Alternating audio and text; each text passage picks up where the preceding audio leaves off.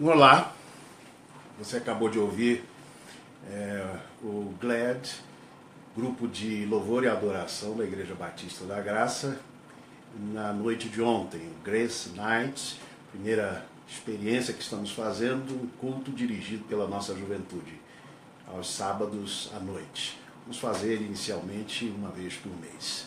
Este cântico nos inspira muito. Bem-vindo à EBV, Escola de Bíblia ao Vivo. Estamos estudando estudos temáticos no Apocalipse, no livro do Apocalipse.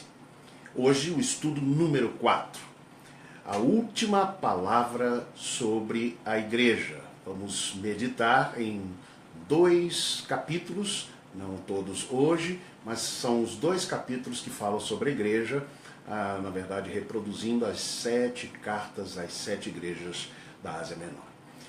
Leio o Apocalipse, capítulo 1, no versículo 20. Eis o mistério das 7 estrelas que viste na minha destra, e dos 7 candeeiros de ouro.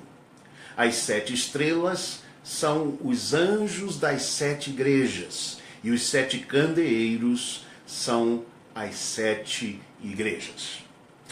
Hoje nós vamos fazer um resumo introdutório dos capítulos 2 a 3, e então estudaremos cada carta dirigida às 7 igrejas em separado. Espero que seja uma bênção para você, como tem sido para mim uma bênção estudar estas cartas. Há um movimento na Alemanha chamado de cristãos livres supraconfessionais, Freie Überkonfessionellen Christen. Eles têm uma divisa, Gott ja, Kirche nein, ou seja, Deus sim, igreja não. Ou uma outra versão, Jesus sim, igreja não. Como se fosse possível viver a experiência com Cristo, relacionamento com Cristo, sem viver uma experiência de igreja, uma experiência comunitária. Certamente este movimento se esquece do texto, vamos chamar, fundante da igreja, Mateus capítulo 16, 18, em que Jesus diz: eu edificarei a minha igreja. O próprio Jesus edificou e edifica a sua igreja. Agora, por que esse movimento? Porque pessoas têm tido dificuldades para lidar com a igreja, para se relacionar em igreja. Dietrich Bonhoeffer, escrevendo sobre este assunto, ele diz: entre as pessoas e Cristo se coloca muito de institucional, de humano, de duras leis humanas. Talvez por isso muitos se afastem da igreja. Mas Hebreus 10, 25 nos recomenda: não deixando a nossa congregação como é costume de alguns, antes admoestando-nos uns aos outros, e tanto mais quanto vedes que se vai aproximando aquele dia. Mateus 18, 20, Jesus diz: porque onde estiverem 2 ou 3 reunidos em meu nome, aí estou eu no meio deles. Quando muito mais do que 3 pessoas se reúnem em nome de Cristo, e esse é um sentido muito profundo, significa que o próprio Jesus está presente. Então é impossível pensarmos e Cristo sim, igreja não. Agora, o livro de Apocalipse que estamos estudando trata especificamente sobre a igreja. Agora vejamos logo no início, Apocalipse capítulo 1, versículo 1 e os versículos 10 a 13. Notem: revelação de Jesus Cristo, que Deus lhe deu para mostrar aos seus servos as coisas que brevemente devem acontecer. Enviando-as pelo seu anjo, as notificou ao seu servo João. Versículo 10, eu fui arrebatado em espírito no dia do Senhor, e ouvi por detrás de mim uma grande voz como de trombeta, que dizia: o que vês, escreve-o, e envia-o às 7 igrejas. E voltei-me para ver quem falava comigo. E ao voltar-me, vi 7 candeeiros de ouro, e no meio dos candeeiros um semelhante a filho de homem. Os 7 candeeiros são as 7 igrejas. Então, observem alguns detalhes. por esse texto. Jesus está no meio das 7 igrejas. O Apocalipse é revelação de Jesus aos seus servos e às 7 igrejas. Isso nos mostra que Jesus se interessa pelas igrejas, ou pela sua igreja. Jesus não desistiu da sua igreja, por isso não desista da igreja de Jesus Cristo. Entretanto, pode haver uma igreja que desistiu de Jesus, que passou a seguir homens, cristãos nominais, famílias, donos de igreja. Se você chegar à conclusão que quem manda na sua igreja não é mais Jesus e o Evangelho, então ao invés de desistir da igreja de Jesus, procure uma igreja que seja fiel. Você vai encontrar com certeza. A última palavra sobre a igreja nos ensina, em primeiro lugar, que sem Cristo não há igreja. Quando João se voltou na direção da voz de trombeta que chamava a sua atenção, ele viu 7 candelabros de ouro, que são as 7 igrejas, e no meio deles viu alguém semelhante a um filho do homem. Jesus Cristo visto bem de perto, o povo reunido para ouvir, para orar, para crer, para adorar e para segui-lo, para obedecê-lo. É impossível, portanto, ter Cristo sem igreja.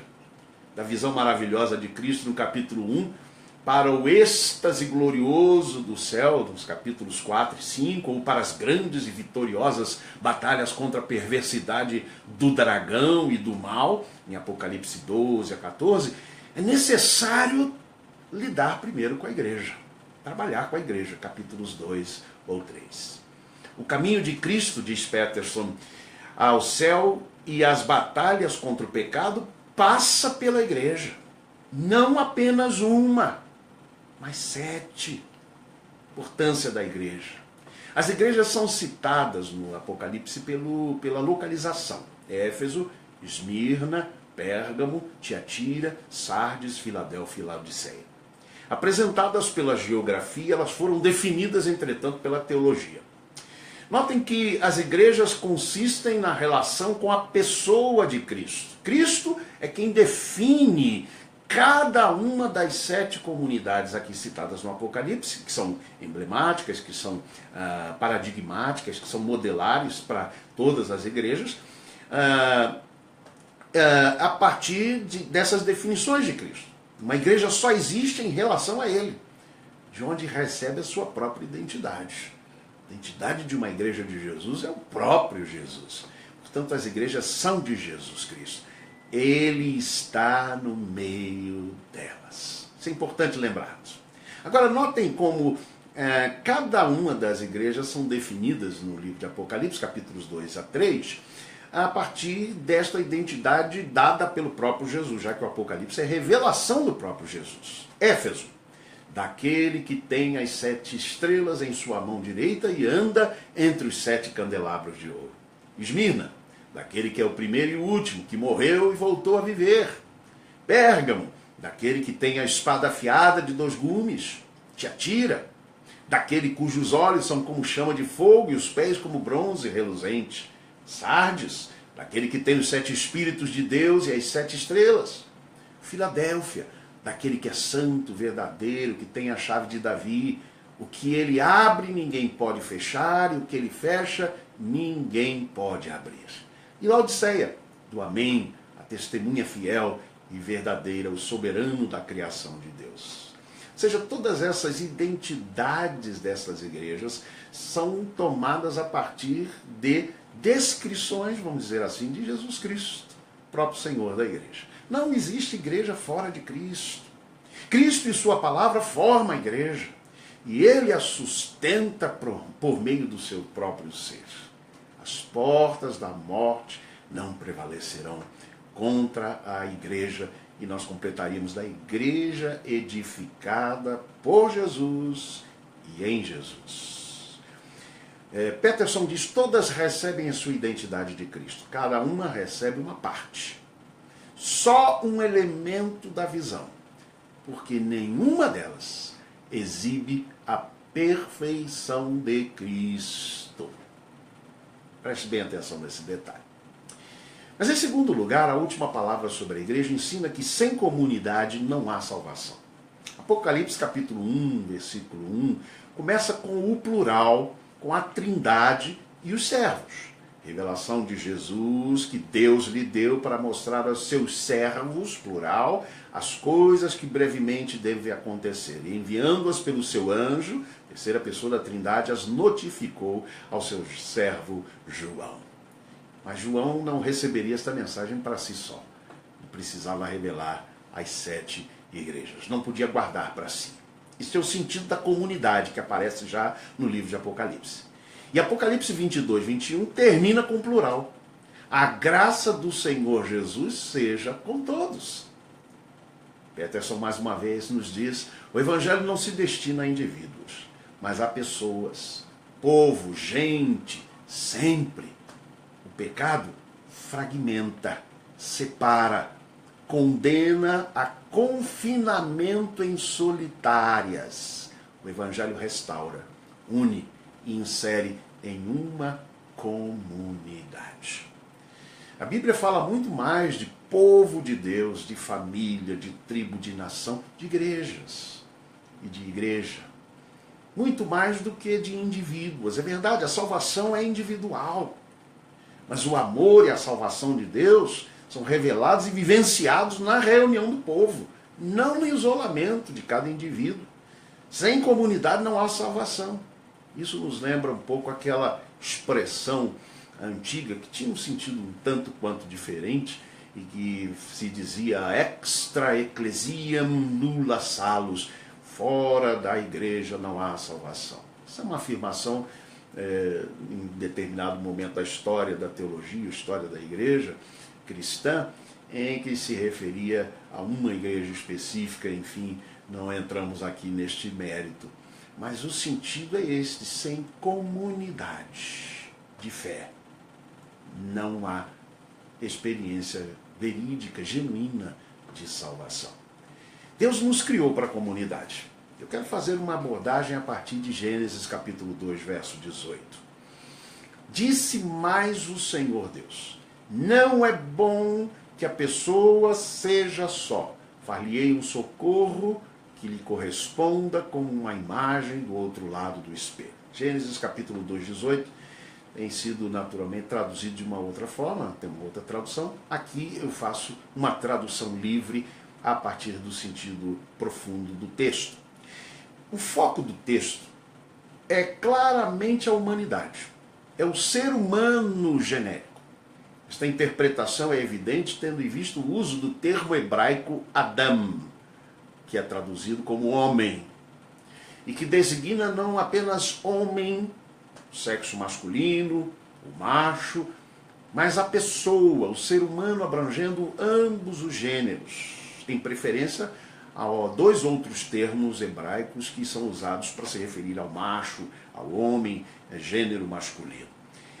Zacar aparece em Gênesis 1, 27, ou Ish, que aparece em Gênesis capítulo 2, versículo 23. Ambos são usados exclusivamente para designar o homem, gênero masculino, o macho, mas não Adão. A palavra Adão é usada na Bíblia para se referir ao termo genérico, incluindo todas as pessoas dos dois gêneros criados por Deus, o gênero masculino, o gênero feminino, homem e mulher. O termo Adão, ao lado de Enosh, que é um outro termo que aparece no Salmo 8,4. Quem é o homem? Que é o homem para que dele te lembres e o filho do homem para que o visites. Estes dois termos são usados preferencialmente, ou são termos designativos de ambos os gêneros, de homens e mulheres, como fica claro, por exemplo, em Gênesis 5, 1 a 2. Este é o livro das gerações de Adão. No dia em que Deus criou Adão, a semelhança de Deus os fez. Homem, Zacar, e mulher, Naquebá, os criou e os abençoou. Agora observe o final do texto. E chamou o seu nome Adão. Por isso vai aparecer na sua Bíblia, talvez. E o chamou pelo nome de homem, no dia em que foram criados. Ou seja, a humanidade, o ser humano, a pessoa humana, pode ser tanto macho como fêmea. Não é? Esse ser humano, a pessoa humana, é o Adão. Mais claro do que isso é impossível. Não é sem razão que a Bíblia judaica traduz o texto de Gênesis 2,18 assim: Adonai, Deus, disse, não é bom que a pessoa fique só. Adão, ou Adão, foi também o nome próprio do primeiro homem, Adão. Mas o sentido em Gênesis 2,18 é obviamente o genérico, embora extraído da experiência de uma pessoa específica, mas a ideia é extrapolar para o sentido da humanidade. Não era sobre o gênero masculino que pesava o primeiro não é bom divino, mas sobre a pessoa, o ser humano, a humanidade.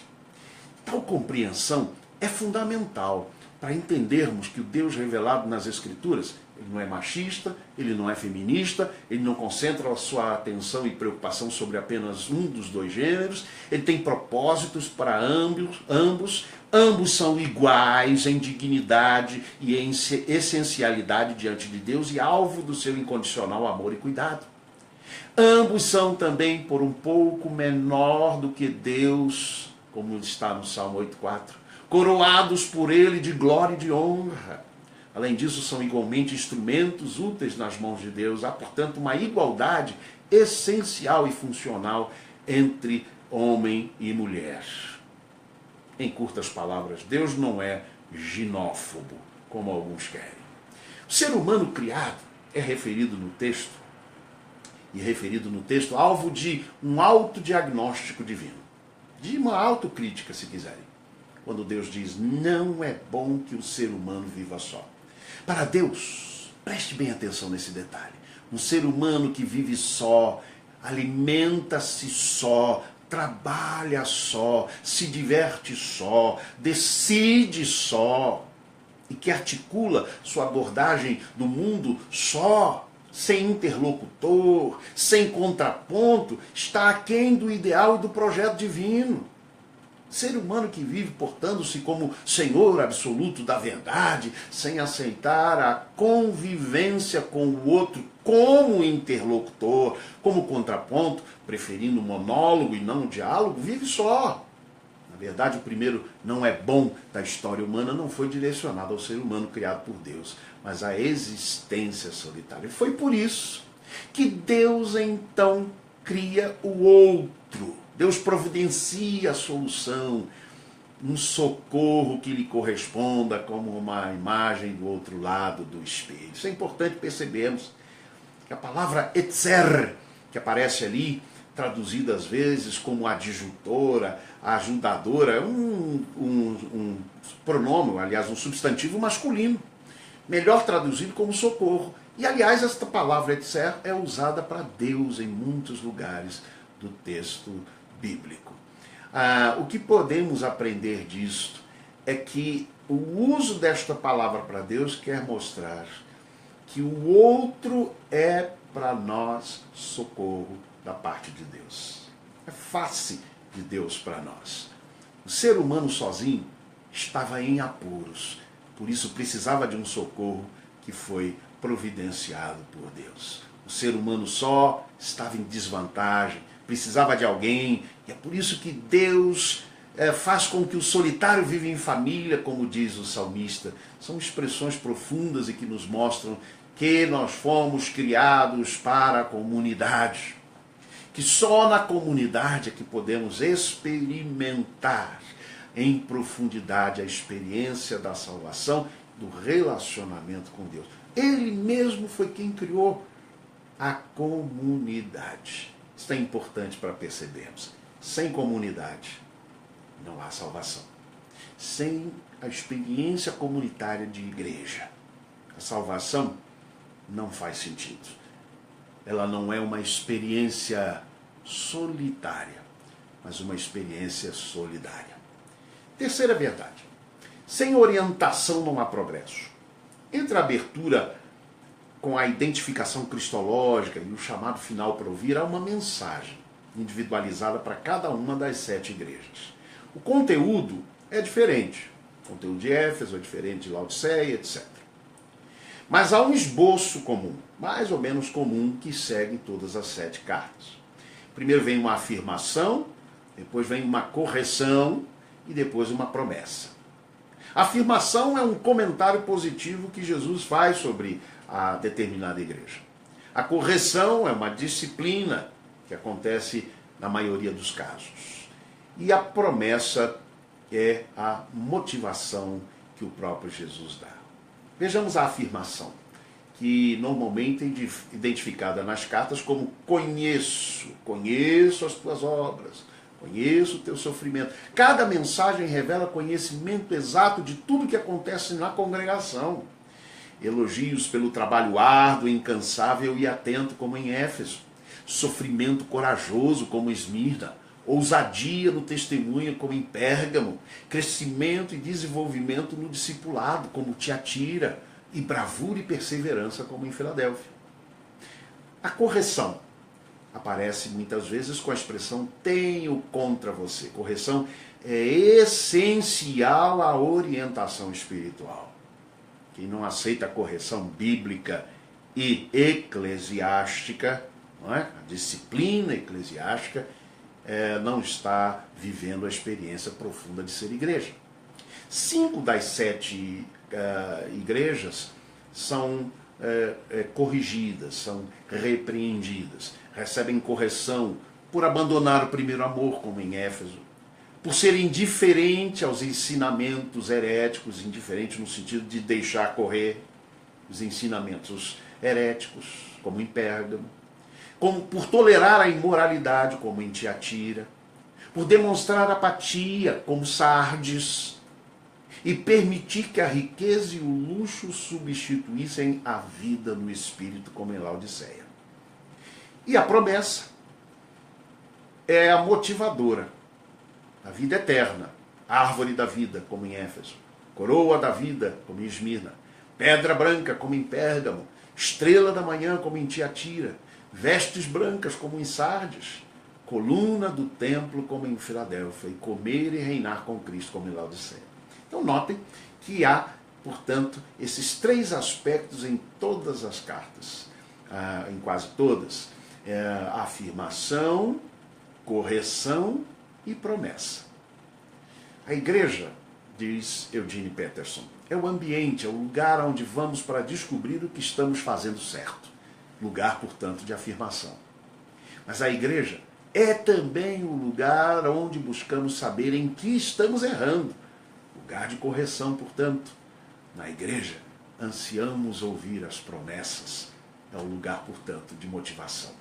O processo de afirmação, correção e promessa é o que os gregos chamavam de paideia, treinamento. E Apocalipse 3,19 usa exatamente a mesma expressão. Eu repreendo e disciplino aqueles que eu amo. Então a disciplina de Deus às suas igrejas corre pela afirmação, pela correção e pela promessa. Sempre assim. Somos treinados em 7 áreas. Somos treinados e ensinados a amar, em Éfeso. Somos treinados e ensinados a sofrer, em Esmirna. Somos treinados e ensinados a falar a verdade, como em Pérgamo.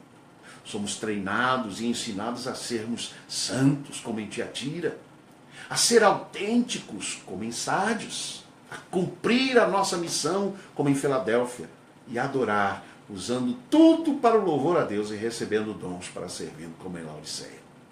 Igreja é a comunidade de pessoas que explícita e conscientemente se submetem à direção e ao ensino do nosso Senhor, o Espírito, para buscar excelência nessas 7 áreas aqui mencionadas, amor, etc. Igreja é a reunião, é a comunidade de pessoas que reconhecem e desenvolvem seus pontos positivos, porque ninguém é completamente mal, e expõem e corrigem suas fraquezas, porque ninguém é completamente bom. Assim Eugene Peterson resume o seu conceito de igreja. Igrejas não são vitrines, são salas onde vivem pecadores que precisam de correção. A última palavra sobre a igreja ensina, finalmente, que sem ouvidos que ouvem, não pertenço à igreja. Aquele que tem ouvidos, ouça o que o Espírito diz à igreja, é o que vai aparecer em todos os 2 capítulos, em todo o livro do Apocalipse. O Espírito fala, o povo de Deus ouve. Ouvir é tarefa comum na igreja. As congregações, diz Peterson, são postos de escuta. Ouvir é muito mais do que a função acústica, é ato espiritual. Ouvir a palavra. Isaías fala, por exemplo, de ouvidos surdos, ouvidos que não ouvem. Capítulo 6, versículos 10 em diante. Em Isaías 54, 5 nós lemos assim: Ele me acorda manhã após manhã, desperta os meus ouvidos para escutar, como alguém que está sendo ensinado. O soberano Senhor abriu os meus ouvidos e eu não tenho sido rebelde. Eu não me afastei. Em Mateus 13, 1-9, Jesus conta a parábola conhecida, parábola dos solos, dos terrenos diferentes onde é plantada a semente do Evangelho. E ele usa a expressão: quem tem ouvidos para ouvir, ouça. Esta parábola, que tem o solo como metáfora para ouvidos, nos ensina o seguinte, ou nos faz perguntar as seguintes questões: estarão os meus ouvidos endurecidos, impenetráveis? Será a minha audição apenas superficial, como um solo rochoso? Serão os meus ouvidos semelhantes à erva daninha, que não discrimina o que ataca? Ou serão eles como um solo bom, que recebe a palavra de Deus prontamente, um solo bem cuidado, que acolhe raízes profundas, que escolhe conscientemente a palavra de Deus e que rejeita as mentiras do mundo? Igreja é a reunião de pessoas que se juntam para abrir deliberadamente os ouvidos para ouvir com precisão e fé os sons da palavra de Deus. Concluindo mesmo, sem Cristo não há igreja de Jesus. Sem comunidade não há salvação.